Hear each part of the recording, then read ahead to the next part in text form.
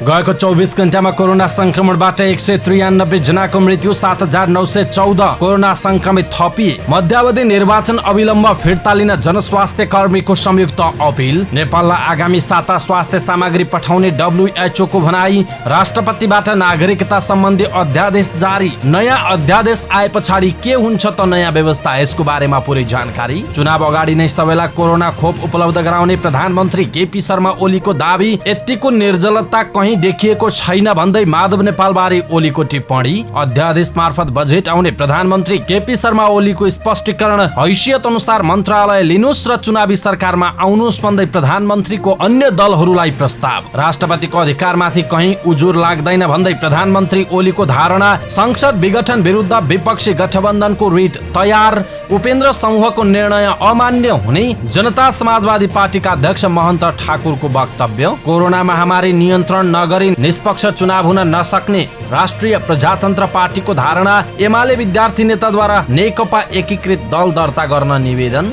16 वर्षीय सोनामले बाबुसँगै गरे सगरमाथाको आरोहण। मनाङेले दोस्रो पटक लिए खेलकुद मन्त्रीको शपथ। राष्ट्रपति र प्रधानमन्त्रीको तस्बिरमा गोबर पोतेको आरोपमा नेभी संघका नेता पक्राउ। सप्तरीको डाकनेश्वरीमा आग लागि 5 घर जलेर नष्ट। हानिकारक सेनिटाइजर उत्पादन गरेको भन्दै 3 कम्पनीमा प्रहरीको छापा। कटुवा पिस्तोल सहित लाहानबाट 3 जना पक्राउ।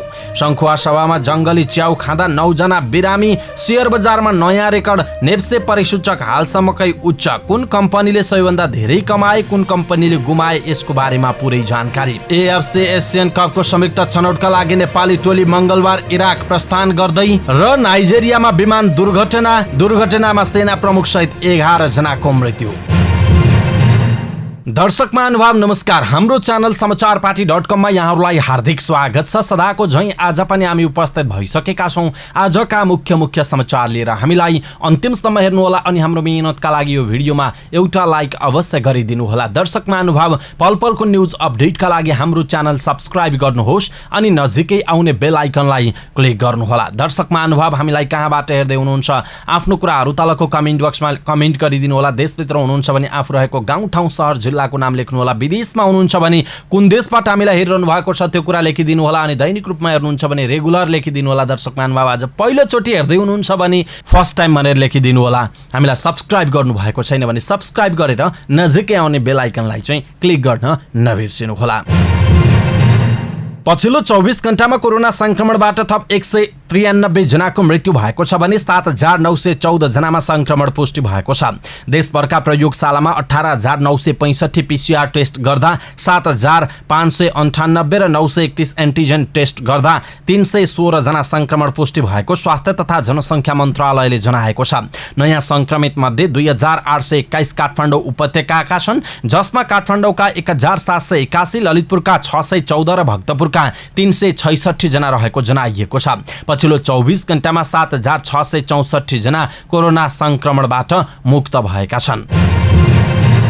सरकारले घोषणा गरेको मध्यावधि निर्वाचन अविलम्ब फिर्ता लिन जनस्वास्थ्य कर्मीहरूले अपील गरेका छन्। जनस्वास्थ्यका क्षेत्रमा काम गर्दै आएका डाक्टर शरद वन्त, doctor Mahesh Maske, doctor Badriraj Pandey, doctor Sujan बाबु मरहट्टा, डाक्टर अरुणा उप्रेती, डाक्टर समीर मणि दीक्षित, डाक्टर बिन्ज्वाला श्रेष्ठ, डाक्टर राजेन्द्र विशी र डाक्टर कृष्णमान साक्यद्वारा आइतबार जारी संयुक्त विज्ञप्तिमा संसद विघटन र मध्यावधि निर्वाचनको घोषणाले जनस्वास्थ्य कर्मीहरू चिन्तित र मर्माहित भएको उल्लेख गरिएको छ। अस्पतालको शैय्या नपाएर कोभिडका बिरामीहरू छटपटाइरहेका बेला आवश्यक औषधि र अक्सिजन नभएर स्वास्थ्य कर्मीले अथक प्रयास गर्दै पनि अस्पतालको शैय्यामा बिरामीको ज्यान गुमाउनु परेको यो मार्मिक घडीमा जनताको जीवन रक्षामा केन्द्रित हुनुको सट्टा मध्यावधि निर्वाचनको घोषणा गर्नु नागरिकको जीवनप्रति सरकारको चरम गैर जिम्मेवारपनको स्पष्ट उदाहरण हो, विज्ञप्तिमा भनिएको छ। कोभिड-19 को महामारीले स्वास्थ्यमा भएको सङ्कटपूर्ण स्थितिलाई स्वीकार गर्नु र अर्कोतर्फ निर्वाचनको घोषणा गर्नु आफैमा विरोधाभास पूर्ण रहेको पनि उनीहरूले बताएका छन्। घोषित निर्वाचनमा देशमा भएको सीमित स्रोतको ठूलो अंश खर्च हुने र कोभिडमा आवश्यक पर्ने स्रोतमा कटौती भएर नागरिकले कोभिडको सेवाबाट वञ्चित हुनुपर्ने र असीम पीडा भोग्न बाध्य हुनुपर्ने अवस्थाप्रति उनीहरूले चेतावनी पनि दिएका छन्। निर्वाचनको लामो प्रक्रिया आफै कोभिड संक्रमणको माध्यम बनेर महामारीको भयावह स्थिति बन्न सक्ने जोखिम रहेको भन्दै जनस्वास्थ्य कर्मीहरूले अन्य देशको उदाहरणबाट पनि सरकारले पाठ सिक्नुपर्ने बताएका छन्। उनीहरूले यो भनेका छन् यो क्षम्य हुँदैन र हामी जनस्वास्थ्य कर्मीहरू यो छुट कदापि दिन सक्दैनौँ। त्यसैले यो महामारीका बेला नागरिकको जीवनलाई जोखिममा राख्दै गरिएको मध्यावधि निर्वाचनको घोषणा अविलम्ब फिर्ता लिन हामी माग गर्दछौँ र नागरिकको स्वास्थ्य सुरक्षा प्रति संवेदनशील बन्दै यो घोषणाको प्रतिकार गर्न सबै सरकारवालाहरूलाई हार्दिक आह्वान गर्दछौँ भनिएको छ। दर्शक महानुभाव, सरकारले मध्यावधि घोषणा गरेको छ, संसद विघटन गरेको छ, देश महामारीसँग लडिरहेको छ, जनता स्वास्थ्य उपचार राम्रो नपाएरै मर्ने अवस्था सृजना भएको छ। त राजनीतिक रूपमा सरकार र राजनीतिक दलहरूले जनताप्रति उत्तरदायी नभइरहेको परिप्रेक्ष्यमा संसद विघटन, मध्यावधि चुनाव र जनस्वास्थ्य कर्मीहरूले जुन अपिल गरेका छन् यो गर्नु हुँदैन, अविलम्ब फिर्ता ल्याऊ भनेर, यसप्रति तपाईँको धारणा के छ? आफ्नो धारणा तलको कमेन्ट बक्समा कमेन्ट गर्नुहोला। कोरोना भाइरस कोभिड-19 को संक्रमण बढिरहेका कारण अहिले समस्यामा रहेका दक्षिण पूर्वी एसियाली मुलुकहरूलाई 340 मेट्रिक टन भन्दा धेरै स्वास्थ्य सामग्री प्रदान गरेको विश्व स्वास्थ्य संगठन WHO ले जनाएको छ। अबको केही सातामा नेपाल, भुटान, मालदिव्स र श्रीलङ्का लगायतका मुलुकमा आवश्यक स्वास्थ्य सामग्री पठाइने WHO ले बताएको छ। WHO को दक्षिण पूर्वी एसियाली क्षेत्रीय निर्देशक पुनम खेत्रोपाल सिंहले भनेका छन्, हजारौं अक्सिजन कन्सन्ट्रेटर, टेस्टिङ किट्स, अस्पतालको बेड, टेन्ट र PPE अहिले पाइएको सहयोगका मुख्य सामग्री हुन्। ती सामग्रीहरू विभिन्न मुलुकहरू र सबैभन्दा धेरै आवश्यकता भएको क्षेत्रमा पठाइएको छ। पछिल्लो साता कोरोनाबाट समस्यामा परेको भारतमा पठाइएको स्वास्थ्य सामग्रीहरू मुलुकका विभिन्न 26 राज्यमा पुगेका छन्। गत साता 4000 oxygen concentrator, 120 tent, 400 medical bed, 12 lakh respirator mask र 6,50,000 स्याम्पलिङ किट्स भारत पठाइएको थियो। अहिले WHO ले बङ्गलादेशमा 60 मेट्रिक टनको स्वास्थ्य सामग्री पठाएको छ। राष्ट्रपति विद्यादेवी भण्डारीले नेपाल नागरिकता पहिलो संशोधन अध्यादेश जारी गर्नुभएको छ। जन्मसिद्ध नागरिकता पाएका व्यक्तिको सन्तानलाई वंशजको नागरिकता दिने गरी अध्यादेश जारी भएको स्रोतले जनाएको छ। हाल जन्मको आधारमा नागरिकता पाएका व्यक्तिको सन्तानले वंशजको आधारमा नागरिकता नपाउने व्यवस्था थियो। मधेस केन्द्रित दलको माग अनुसार प्रधानमन्त्री केपी शर्मा ओलीले नागरिकता सम्बन्धी अध्यादेश मन्त्री परिषदबाट पारित गराउनु भएको थियो। नागरिकता सम्बन्धी विधेयक प्रतिनिधि सभामा 2 वर्षभन्दा अघिदेखि छलफलको क्रममा छ, तर सरकारले संसद विघटन गरेपछि अध्यादेशको रूपमा अर्को नागरिकता ऐन ल्याएको हो। दर्शक महानुभाव, 2 वर्षदेखि छलफलमा रहेको नागरिकता ऐन अहिले संसद विघटन भएपछि सरकारले अध्यादेश मार्फत ल्याएको छ। यसप्रति तपाईँको धारणा के छ? यो अध्यादेश ल्याउनु कतिपयले भनिरहेका छन् कि भारतीय नागरिकलाई नेपाली नागरिक बनाउनका लागि यो गरिएको छ, यसमा विरोध पनि गरिएको छ, अथवा सरकारले ठिकै गरेको हो? के लाग्छ तपाईँलाई? आफ्नो कुरा तलको कमेन्ट बक्समा कमेन्ट गर्नुहोला। प्रधानमन्त्री केपी शर्मा ओलीले चुनाव अगाडि नै सबै जनतालाई खोप लगाउने प्रयासमा सरकार रहेको बताउनु भएको छ। आइतबार बालुवाटारमा सञ्चारकर्मीहरूसँग कुराकानी गर्दै प्रधानमन्त्री ओलीले खोपलाई चुनावी खर्चसँग जोडेकोमा असन्तुष्टि जनाउनु भयो। जनतालाई भावनामा बगाएर सार्वभौम सत्ता प्रयोग गर्नबाट वञ्चित गराउनु सेन्टिमेन्टल ब्ल्याकमेलिङ हो। उहाँले भन्नुभयो, सार्वभौम सत्ताको प्रयोग र उपचार पाउने हक बेग्ला बेग्लै हो।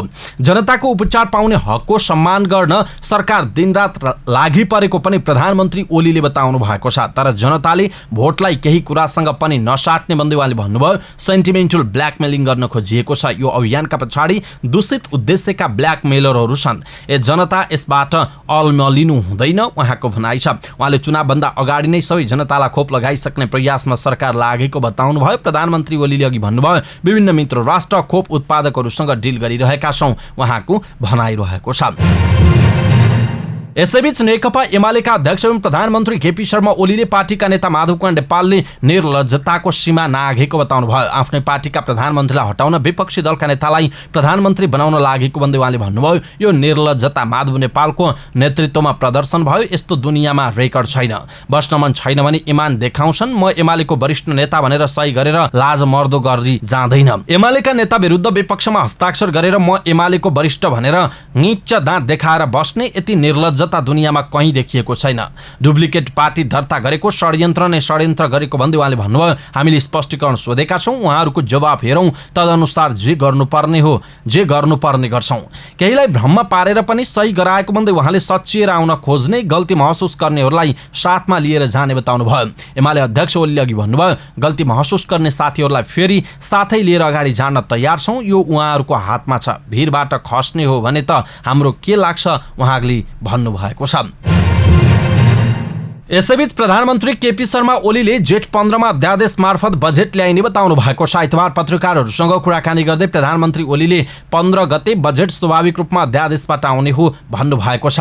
उहाँले अघि भन्नुभयो, बजेट सस्तो लोकप्रियता अथवा चुनाव सकिएपछि परिणाम आइसकेपछि यो सरकार भन्नुभन्दा अगाडि दूरगामी महत्त्वका जस्ता काम भएका थिए। त्यस प्रकारले देशको भविष्यप्रति गैर जिम्मेवार भएर आउँदैन उहाँको भनाइ छ। आफूले यसअघि नै घोषणा गरेका नीतिहरू कार्यान्वयन गर्ने र विकासलाई प्राथमिकता दिइने पनि उहाँले बताउनु भयो। तर यो वर्षको बजेट कोभिडमा केन्द्रित हुने भन्दै प्रधानमन्त्री ओलीले भन्नुभयो, यस वर्ष विकासका साह्रै ठूला आकांक्षा राख्दैनौ उहाँले भन्नुभएको छ।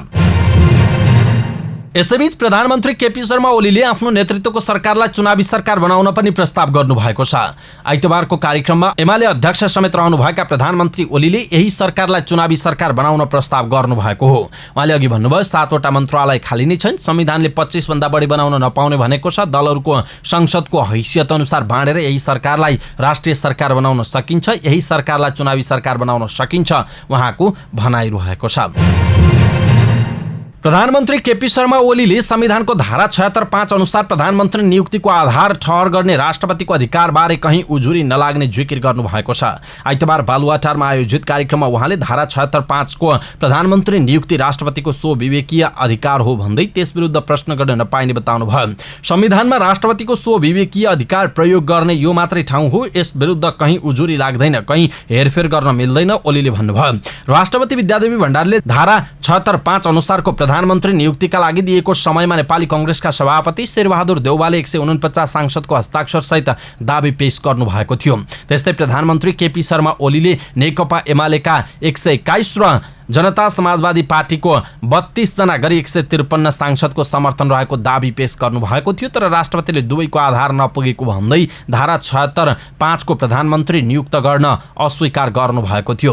प्रधानमन्त्री ओलीले राष्ट्रपतिको अधिकार नमान्ने, पद प्रतिष्ठा र मर्यादा नमान्ने प्रवृत्ति देखिएको पनि बताउनु भएको छ। दर्शक महानुभाव, प्रधानमन्त्री केपी शर्मा ओलीले चुनाव अगाडि सबैलाई कोरोना खोप लगाउने कुरा गर्नु भएको छ। सँगसँगै माधव कुमार नेपालप्रति टिप्पणी गर्दै यस्तो निर्लज्ज व्यवहार अहिलेसम्म दुनियाँमा नदेखिएको बताउनु भएको छ। सँगसँगै अध्यादेश मार्फत बजेट आउने कुरा र उहाँले हैसियत अनुसार मन्त्रालय लिएर आफ्नै नेतृत्वको सरकारलाई राष्ट्रिय सरकार बनाउनका लागि पनि अनुरोध गर्नु भएको छ। त्यो आह्वान गर्नु भएको छ अन्य दलहरूलाई। अनि राष्ट्रपतिको अधिकारमाथि कहीँ पनि उजुरी लाग्दैन भनेर उहाँले भन्नुभएको छ।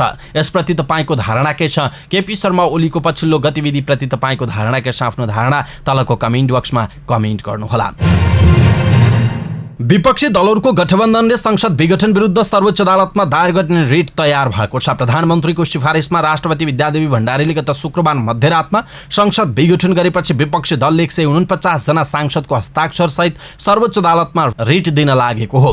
रिटमा धारा 76(5) अनुसार प्रधानमन्त्री नियुक्तिका लागि नेपाली कांग्रेसका सभापति शेरबहादुर देउवाले 149 सांसदको हस्ताक्षर सहित गरेको दाबी वैधानिक रहेको दाबी गरिएको छ। कांग्रेस नेता रमेश लेखकका अनुसार रिटमा देउवालाई प्रधानमन्त्री नियुक्तिका लागि परमादेशको माग गरिएको छ।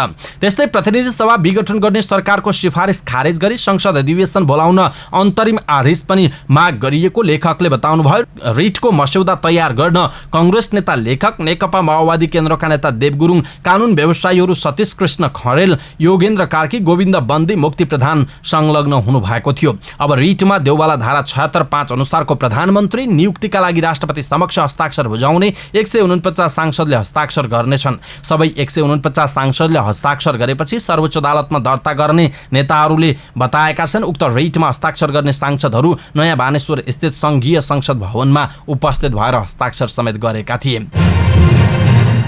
जनता समाजवादी पार्टी जसपाको महन्त ठाकुर पक्षले उपेन्द्र यादव पक्षले बोलाएको कार्यकारिणी बैठकले गर्ने निर्णय अमान्य हुने बताएको छ। अध्यक्ष महन्त ठाकुरले आइतबार एक विज्ञप्ति जारी गर्दै जेठ 8 र 9 गतेका लागि तय भएको जसपाको कार्यकारिणी समितिको बैठक कोरोना महामारीका कारण स्थगित गरिएको, तर अर्को पक्षले राखेको बैठकले गरेका निर्णयहरू अमान्य हुने बताउनु भएको छ। उहाँले बैठकका निर्णयहरू आफूहरूलाई अमान्य हुने भन्दै विज्ञप्तिमा भन्नुभएको छ। जसपा नेपाल केन्द्रीय कार्यकारिणी समितिको भनिएको बैठक र त्यस्तो कथित बैठक बैठकबाट गरिने सबै निर्णयहरू अमान्य हुने बेहोरा निर्वाचन आयोगलाई समेत जानकारी गराइएको छ भनिएको छ। पार्टीमा पछिल्लो पटक भएको सहमति विपरीत प्रधानमन्त्री केपी शर्मा ओलीको नेतृत्वमा सरकार बनाउन साथ दिएको पार्टीका नेताहरूलाई कारवाही गर्छौं भनेर राष्ट्रपति कार्यालयमा पत्र पठाएको लगायतका गतिविधि गरेको भन्दै जसपाको उपेन्द्र यादव र डाक्टर बाबुराम भट्टराई पक्षले 4 नेतामाथि कारवाही प्रक्रिया अगाडि बढाएको छ। बहुमत केन्द्रीय कार्यकारिणी समितिको बैठकले अध्यक्ष ठाकुरसँगै वरिष्ठ नेता राजेन्द्र महतो, लक्ष्मण लाल कर्ण र सर्वेन्द्रनाथ शुक्लालाई विधानअनुसार कारवाही प्रक्रिया अगाडि बढाउने बताइएको छ। राष्ट्रिय प्रजातन्त्र पार्टीले कोरोना महामारी नियन्त्रण नगरी स्वतन्त्र र निष्पक्ष चुनाव हुन नसक्ने बताएको छ। आइतबार बसेको राप्रपाको केन्द्रीय सचिवालय कार्यव्यवस्था समितिको बैठकले जनताको अभिमत र शक्तिबाट नै राजनीतिक कमजोरी र विकृति समाधान गर्न सकिने भए पनि महामारी नियन्त्रण नभएसम्म चुनाव निष्पक्ष र स्वतन्त्र नहुने निष्कर्ष निकालेको हो। कोरोना महामारीको विषम परिस्थितिमा अहिले देशलाई चुनावमा धकेलिएको छ। यस्तो डरलाग्दो महामारीका बीच चुनावमा कसरी जाने भनेर गम्भीर प्रश्न खडा भएको छ। कोरोना महामारी नियन्त्रण नगरी स्वतन्त्र र निष्पक्ष चुनाव हुन सक्दैन बैठकबाट पारित प्रस्तावमा भनिएको छ। राप्रपाले राज्यको सम्पूर्ण शक्ति र स्रोत परिचालन गरी कोरोना महामारी नियन्त्रण गर्न र आम नागरिकलाई कोरोना विरुद्धको खोप लगाउने अभियान तत्काल प्रारम्भ गर्न सरकारसँग माग गरेको नेता मोहन श्रेष्ठले बताउनुभयो। त्यस्तै चुनाव हुने वैधानिक र व्यवहारिक परिस्थिति निर्माण भएमा सर्वदलीय सहमतिको आधारमा चुनाव निष्पक्ष, स्वतन्त्र र भयरहित वातावरणमा सम्पन्न हुने निश्चित गर्न पनि राप्रपाले माग गरेको छ।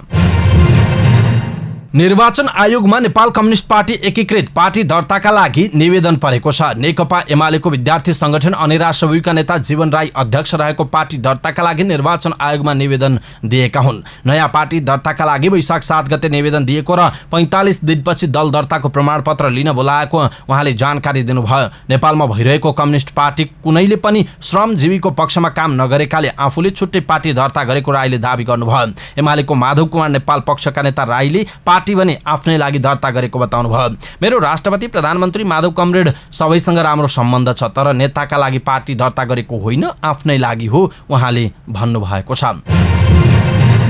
ताप्लेजुङका 16 वर्षीय सोनाम शेर्पाले आफ्ना बाबुसँगै सगरमाथाको सफल आरोहण गरेका छन्। आइतबार बिहान 8:50 मा सोनाम र उनका बाबु पूर्णकुमार पिके शेर्पाले सफल आरोहण गरेको Himalayan guides Nepal trek and expedition प्रणालीका प्रबन्धक ईश्वरी पौडेलले जानकारी दिनुभएको छ। दुवैजना उक्त प्रणाली मार्फत आरोहणका लागि गएका थिए। Father and son climate change camp expedition 2021 नाम दिएर सोनाम आवश्यक तयारीका लागि 1 महिना अघिदेखि नै सगरमाथा बेस क्याम्प पुगेका थिए। पिके गत वैशाख 24 गते अनुमति पत्र लिएर सगरमाथा आरोहणका लागि गएका थिए। मौसममा आएको खराबीले केही दिन बेस क्याम्पमै रहेको र मौसम खुलेसँगै अगाडि बढेका बाबु छोराले आरोहण गर्न सफल भएको पौडेलले बताउनुभयो। यता पर्यटन विभागले समेत उनीहरूले आरोहण गरेको सूचना आएको जनाएको छ। पिके शेर्पा र उहाँका छोरा दुवैले आरोहण गरेको भन्ने बेस क्याम्प र त्यसमाथिबाट हामीलाई सूचना आएको छ। पर्वतारोहण विभागका निर्देशक मीरा आचार्यले भन्नुभयो, उहाँका अनुसार एक्सपेडिसन रिपोर्ट आएपछि विभागले छानबिन गर्ने र आरोहण पुष्टि भए आधिकारिकता प्रदान गरिने जनाइएको छ। यस्तै सोनाम सबैभन्दा कान्छो आरोही हुन सक्ने आचार्यको भनाइ छ। अहिले नै यसै हो भनेर भन्न नसकिने उहाँले स्पष्ट पार्नुभयो। 16 वर्ष मुनिकाले आरोहण गर्न पाउँदैनन्। उहाँ 16 वर्ष पुरा भएर आउनु भएको थियो। पूर्ण रूपमा डकुमेन्ट हेरेर छानबिन पछि मात्र भन्न सकिन्छ, आचार्यले भन्नुभयो। विक्रमसम्म 2061 फागुन 15 गते जन्मिनुभएका शेर्पाले गत चैत 26 गते मात्रै जिल्ला प्रशासन कार्यालयबाट नागरिकता लिएको प्रमुख जिल्ला अधिकारी उमेश पाण्डेले जानकारी दिनुभयो। निर्देशक आचार्यका अनुसार हालसम्म 130 भन्दा बढी आरोहीले सगरमाथाको सफल आरोहण गरिसकेका छन्। दर्शक महानुभाव, एकजना 16 वर्षीय केटोले सगरमाथा आरोहण जस्तो चुनौतीपूर्ण कार्य गरेको छ। यसप्रति तपाईको धारणा के छ? आफ्नो धारणा तलको कमेन्ट बक्समा कमेन्ट गर्नुहोला। दर्शक महानुभाव, सोनामलाई एकचोटि नेपालीको छोरो भएर यति राम्रो काम गरेको छ, यति साहस देखाएको छ, सबैले एकचोटि उहाँलाई धन्यवाद दिनै पर्छ। कृपया धन्यवाद दिनुहोला, उहाँलाई बधाई दिनुहोला। गण्डकी प्रदेशका नवनियुक्त युवा तथा खेलकुद मन्त्री दीपक मनाङे भनेर चिनिने राजीव गुरुङले आइतबार पद तथा गोपनीयताको शपथ लिनु भएको छ। सत्ताको रस्साकसीमा आफूलाई स्वतन्त्र दावी गरिरहनु भएका मनाङेलाई वैशाख 16 गते सामाजिक विकास मन्त्रालय फुटाएर मुख्यमन्त्री पृथ्वी सुब्बा गुरुङले युवा तथा खेलकुद मन्त्री बनाउनु भएको थियो। वैशाख 26 गते मुख्यमन्त्रीले राजीनामा दिएसँगै 21 दिनमै गुमेको उहाँको पद 29 गते ठूलो दलको नेताको हैसियतमा पृथ्वी सुब्बा गुरुङ फेरि मुख्यमन्त्रीमा बहाली भएपछि जेठ 5 मा मनाङेलाई खेलकुद मन्त्रीमा दोहोर्याउनु भएको थियो। 7 मन्त्रालय रहेको गण्डकीमा मनाङेला मन्त्री बनाउँदै मन्त्रालयको संख्या 8 हुर्याएर मुख्यमन्त्री गुरुङले 11 मन्त्रालय बनाएर मन्त्रीलाई जिम्मेवारी बाँडफाँड गर्नु भएको छ। 5 गते नै किरण गुरुङ, रामशरण बस्नेत, विकास लम्साल, नरदेवी पुन र दीपक मनाङेला मुख्यमन्त्री गुरुङले फेरि मन्त्री नियुक्त गर्नु भएको थियो। मनाङेले 5 गते काठमाडौँ रहेकाले शपथ लिनु भएको थिएन। किरण गुरुङलाई अर्थ र मनाङेला बाहेक शपथ खुवाउँदा बाँकीलाई बिना विभागीय मन्त्रीको रूपमा शपथ खुवाइएको थियो। बेलुका सबै मन्त्रीलाई अन्य मन्त्रालय समेत गर्ने गरी जिम्मेवारी तोकिएको थियो। मुख्यमन्त्री सहित 6 मन्त्रीले अहिले 11 मन्त्रालयको जिम्मेवारी सम्हालिरहेका छन्। संसद विघटनको विरोधमा प्रदर्शन गरेको अभियोगमा नेपाल विद्यार्थी संघका 1 जना नेता पक्राउ परेका छन्। मध्य बानेश्वरको पिपल बोटबाट नेवी संघका पूर्व केन्द्रीय सदस्य नवराज त्रिपाठीलाई प्रहरीले पक्राउ गरेको हो। त्रिपाठीले राष्ट्रपति विद्यादेवी भण्डारी र प्रधानमन्त्री केपी शर्मा ओलीको तस्बिरमा गोबर छ्याप्दै प्रदर्शन गरेको काठमाडौँ प्रहरी परिसरले जनाएको छ। उनलाई हाल महानगरीय प्रहरी वृत्त बानेश्वरको हिरासतमा राखिएको छ। यसैबीच त्रिपाठीलाई बिना शर्त रिहाई गर्न नेवी संघ महामन्त्री द्वय दीपक भट्टराई र बलदेव तिमिलसेनाले माग गरेका छन्। महामन्त्री बलदेव तिमिलसेनाले भनेका छन्, नेवी संघले राष्ट्रपति र प्रधानमन्त्रीले मध्यरातमा संविधानको चिर हरण गरेको प्रतिगामी कदमको विरुद्ध प्रतीकात्मक विरोध स्वरूप प्रतिगमनका मतियार दिमागमा गोबर भरिएका विद्या भण्डारी र केपी शर्मा ओलीलाई गोबर उपहार पठाउने कार्यक्रम नयाँ बानेश्वरमा 10 बजेदेखि राखेको थियो। तर उक्त कार्यक्रम गर्न लाग्दा प्रहरीले नेपाल विद्यार्थी संघका साथीहरूमाथि प्रहरी हस्तक्षेप गर्यो। सोही क्रममा संघका निवर्तमान केन्द्रीय सदस्य नवराज त्रिपाठीलाई बानेश्वरबाट पक्राउ गरेको छ र यसप्रति घोर भर्त्सना गर्दै बिना शर्त तत्काल रिहाईको जोरदार माग गर्दछौं पनि भनिएको छ। सप्तरीको डाक्नेश्वरी नगरपालिकामा आइतबार दिउँसो भएको आगलागीले 5वटा घर जलेर नष्ट भएको छ। आगलागीले 25 लाख रुपैयाँ भन्दा बढीको क्षति भएको प्रारम्भिक अनुमान गरिएको छ। नगरपालिकाको वडा नम्बर 10 रञ्जितपुर निवासी भरत चौधरीको परालको थुप्रबाट एक्कासी आगलागी भएको हो। उक्त आगोले भरतसहित सोही ठाउँका बनहु चौधरी, उमाकान्त चौधरी, शोभाकान्त चौधरी तथा लक्ष्मीकान्त चौधरीको एक-एकवटा घर पूर्ण रूपमा जलेको छ। आगलागीले सबैभन्दा बढी क्षति बनहु चौधरीको घरमा भएको छ। उनले नयाँ घर निर्माणका लागि राखेको 6 लाख रुपैयाँ नगद सहित सबै सामान जलेको छ। यस्तै आगलागीले शोभाकान्तको एउटा 125 सीसीको डिस्कभर मोटरसाइकल सहित घरभित्रका सबै सामान जलेको पीडित चौधरीले बताएका छन्। त्यस्तै उमाकान्तको घरभित्र राखिएको 4 लाख बराबरको सुनको गहना समेत डढेर नष्ट भएको छ। स्थानीय बासिन्दा, प्रहरी तथा दमकलको सहयोगमा आगो भने नियन्त्रणमा लिइएको थियो। स्वास्थ्यका लागि हानिकारक हुने किसिमको सेनिटाइजर उत्पादन गरेको पाइएपछि प्रहरीले 3वटा कारखानामा छापा मारेको छ। ललितपुरको साधोबाटो तथा काठमाडौँको त्रिपुरेश्वर र क्षेत्रपाटीमा रहेको सेनिटाइजर उत्पादन केन्द्रमा अपराध महाशाखाको टोलीले एकैपटक छापा मारेको हो। महाशाखाका प्रमुख एसएसपी चन्द्रकुमार खापुङका अनुसार प्रहरी नायब उपरीक्षक डीएसपी दुर्गाराज रेग्मी नेतृत्वको टोलीले साधोबाटो स्थित मुख्य कारखाना र अन्य 2वटा शाखामा छापा मारेको थियो।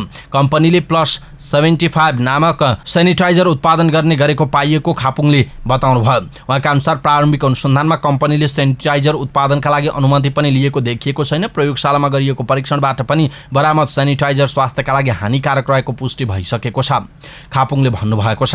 प्रहरीका अनुसार हाल केही व्यक्तिलाई नियन्त्रणमा पनि लिइएको जनाइएको छ। सिराहाको लाहान नगरपालिकाबाट प्रहरीले हतियारसहित 3 जनालाई पक्राउ गरेको छ। पक्राउ पर्नेमा लाहान नगरपालिका वडा नम्बर 1 मटियारवा बस्ने 25 वर्षीय कर्ण पूर्वी र 22 वर्षीय सञ्जय कुमार महतो र 24 वर्षीय धर्मेन्द्र महतो रहेका छन्। उनीहरूको साथबाट कटुवा पिस्तोल 1 थान र त्यसमा लाग्ने गोली 1 राउन्ड बरामद भएको सिराहा प्रहरीका प्रवक्ता शालिग्राम शर्माले जानकारी दिनुभयो। गत वैशाख 28 गते लाहान 1 कृष्णटोल बस्ने इन्द्रदेव ठाकुरको घरबाट नगद र सुन चाँदीका गरगहना चोरी भएको घटनामा संलग्न भएको शङ्कामा इलाका प्रहरी कार्यालय लाहानबाट खटिएको प्रहरी टोलीले पूर्वेको घर खान तलासी गर्दा हतियार बरामद भएको प्रहरीले जनाएको छ। हतियार सहित पक्राउ परेकाहरूलाई नियन्त्रणमा लिई थप अनुसन्धान सुरु गरिएको प्रहरीले जनाएको छ।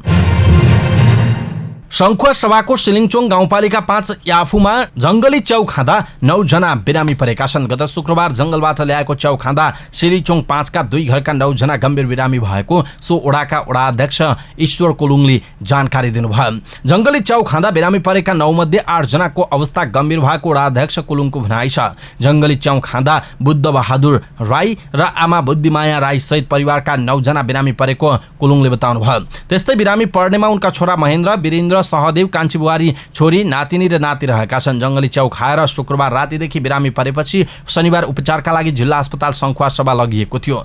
जंगलबाट टिपेर ल्याएको च्याउ खाएर सुतेपछि मध्यरातबाट परिवारका सबैलाई बान्ता हुन थालेपछि शुक्रबार याफू आधारभूत स्वास्थ्य सेवा इकाइमा भर्ना गरिएको वडा अध्यक्ष कुलुङले बताउनुभयो। च्याउ खाने सबैजनाको किडनी र कलेजोमा बढी समस्या देखिएपछि सुनसरीको धरान स्थित बीपी कोइराला स्वास्थ्य विज्ञान प्रतिष्ठान धरान रिफर गरिएको जिल्ला अस्पतालका प्रमुख चिकित्सक सुन्दर श्यामले जानकारी दिनुभएको छ।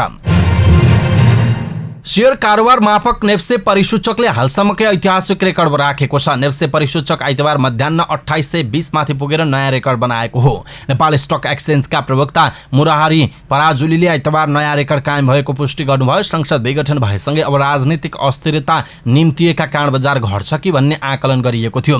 आइतबार कारोबार खुलेको 10 मिनेट नबित्दै करिब 50 अङ्कले नेप्से परिसूचक घट्यो। त्यसपछि सम्हालिएको परिसूचक कारोबार बन्द हुँदासम्म 32.81 अङ्कले बढेर 2820 मा पुगेको छ। यो हालसम्मकै उच्च हो। 220 कम्पनीको शेयर किनबेच हुँदा कारोबार रकम 11 अर्ब 69 करोड 50,34,728 रुपैयाँ पुगेको छ। आइतबार नेप्सेमा कारोबार हुने 3वटा समूहगत परिसूचकहरू घटेका छन् भने बाँकी सबै समूहगत परिसूचक बढेका छन्। घट्नेमा होटल तथा पर्यटन, निर्जीवन बीमा र लघुवित्त समूह देखिएका छन्। सबैभन्दा धेरै बढ्नेमा भने विकास बैंक र फाइनान्स समूह देखिएको छ। विकास बैंक समूहको सब इन्डेक्स 7.54 र फाइनान्सको सब इन्डेक्स 6.76% ले बढेको छ। यसैबीच सबैभन्दा बढी नाफा कमाउने 10 कम्पनीमा Karnali development bank, green development, Mahalaxmi Bikas bank, Shangrila development bank, united Idi Mardi and R hydropower, Kalika power, best finance, goodwill finance, Saptakoshi development bank, Barun hydropower रहेका छन्। त्यस्तै बढी घाटा बेहोर्ने कम्पनीमा रुरु जलविद्युत परियोजना, समता घरेलु लघुवित्त, गुराँस लघुवित्त, आरम्भ Chautari Laghubitta, 10.5 Nepal investment debenture 2082, Soaltee hotel, Kalika micro credit development, Unilever Nepal, Taragaon regency hotel र लक्ष्मी लघुवित्त रहेका छन्। इराकसँगको मैत्रीपूर्ण खेल र फिफा विश्वकप र एएफसी एसियन कपको संयुक्त छनौटका लागि नेपाली टोली मंगलबार इराक प्रस्थान गर्दैछ। त्यसअघि नेपाली टोलीले अहिले दशरथ रङ्गशालामा बन्द प्रशिक्षण गरिरहेको छ। प्रशिक्षक अब्दुल्लाह अल मुताइरीले 23 सदस्यीय अन्तिम टोलीसँगै कुल 32 खेलाडीलाई प्रशिक्षण गराइरहेका छन्। यसैबीच प्रशिक्षणमा रहेको नेपाली टोलीले शनिबार नेपालमा रहेका विभिन्न देशका विदेशी खेलाडी सम्मिलित टिमसँग अभ्यास खेल खेलेको थियो। अनअफिसियल उक्त खेलमा नेपाली टोली 3-0 विजयी भएको थियो। जेठ 1 गते सम्पन्न नेपाल सुपर लिग खेलेका विदेशी खेलाडी समावेश गर्दै टिम बनाइएको थियो, जसमा भिलिम पेसोन्कोभिक, नुरलान जाहिद, पिटर सेगुन लगायत खेलाडी थिए। पेड्रो मान्जी भने स्पेन फर्किसकेका छन्। कोरोना महामारीको दोस्रो लहरका कारण अहिले नेपालमा सबै खेलकुद गतिविधि स्थगित भए पनि फुटबल टोलीले भने सबै स्वास्थ्य प्रोटोकल अपनाएर सुरक्षित रूपमा बन्द प्रशिक्षण गरिरहेको छ। नेपालले जेठ 15 गते इराकसँग उसैको घरेलु मैदानमा मैत्रीपूर्ण खेल खेल्नेछ। त्यसपछि नेपाली टोली विश्वकप छनौटका बाँकी 3 खेलका लागि कुवेत प्रस्थान गर्नेछ। समूह बी मा रहेको नेपालले जेठ 20 गते चाइनिज ताइपेई, जेठ 24 गते जोर्डन र जेठ 28 गते अस्ट्रेलियासँग खेल्ने जनाइएको छ। प्रशिक्षक अलु मुताइरीको लागि नेपालको प्रशिक्षक बनेता इराक विरुद्धको खेल पहिलो हुने जनाइएको छ। र नाइजेरियामा भएको विमान दुर्घटनामा परि सेना प्रमुख लेफ्टिनेन्ट जेनरल इब्राहिम अटाहिरु सहित 11 जनाको मृत्यु भएको छ। अन्तर्राष्ट्रिय समाचार संस्थाहरूका अनुसार नाइजेरियाको उत्तरी क्षेत्रमा रहेको विमानस्थल नजिकै शुक्रबार उक्त विमान दुर्घटना भएको हो।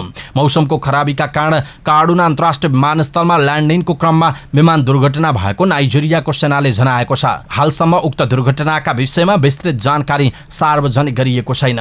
ब्रिगेडियर जनरल मोहम्मद एरिमाले छिट्टै नै यसबारे विस्तृत विवरण सार्वजनिक गरिने बताएका छन्। उक्त दुर्घटनामा मृत्यु भएका अन्य अधिकारीको नाम भने सार्वजनिक गरिएको छैन। नाइजेरिया उत्तर पूर्वी क्षेत्रमा सन् 2009 यता बोको हरामसँग लडिरहेको छ। यो लडाईँमा अहिलेसम्म करिब 40,000 जनाको मृत्यु भइसकेको छ भने करिब 20 लाख मानिसहरू विस्थापित भएको जनाइएको छ। अवस्था दर्शक महानुभाव, आजका मुख्य समाचार यति नै। हामीले प्रस्तुत गरेका मुख्य समाचारहरूप्रति तपाईँको धारणा के आफ्नो धारणा तलको कमेन्ट बक्समा कमेन्ट गर्नुहोला। हाम्रो मेहनतका लागि यो भिडियोमा एउटा सानो लाइक अवश्य गरिदिनुहोला। दर्शक महानुभाव, पल पलको न्युज अपडेटका लागि हाम्रो च्यानल सब्स्क्राइब गर्नुहोस् अनि नजिकै आउने बेल आइकनलाई क्लिक गर्नुहोला। दर्शक महानुभाव, हामीलाई कहाँबाट हेर्दै हुनुहुन्छ, देशभित्र हुनुहुन्छ अथवा देशभन्दा बाहिर हुनुहुन्छ? देशभित्र हुनुहुन्छ भने आफू रहेको गाउँ ठाउँ जिल्ला शहरको नाम लेख्नुहोला। विदेशमा हुनुहुन्छ भने कुन देशबाट हामीलाई हेरिरहनु भएको छ त्यो कुरा लेखिदिनुहोला। दैनिक रूपमा हेर्नुहुन्छ हुन्छ रेगुलर लेखिदिनु होला। आज पहिलोचोटि हो, फर्स्ट टाइम लेखिदिनु होला। दर्शक महानुभाव, अनि हाम्रो प्रस्तुति तपाईँहरूलाई कस्तो लाग्छ, समाचार भन्ने शैली कस्तो लाग्छ, हामीले दिने समाचारहरू तपाईँहरूलाई कस्तो लाग्छ, त्यो कुरा पनि तलको कमेन्ट बक्समा कमेन्ट गर्न चाहिँ नबिर्सिनुहोस् है। हवस् त, पलपलको न्युज अपडेटका साथ फेरि हाम्रो भेट हुनेछ। तपाईँ समाचारपाटी.com हेर्दै गर्नुहोस्। नमस्कार।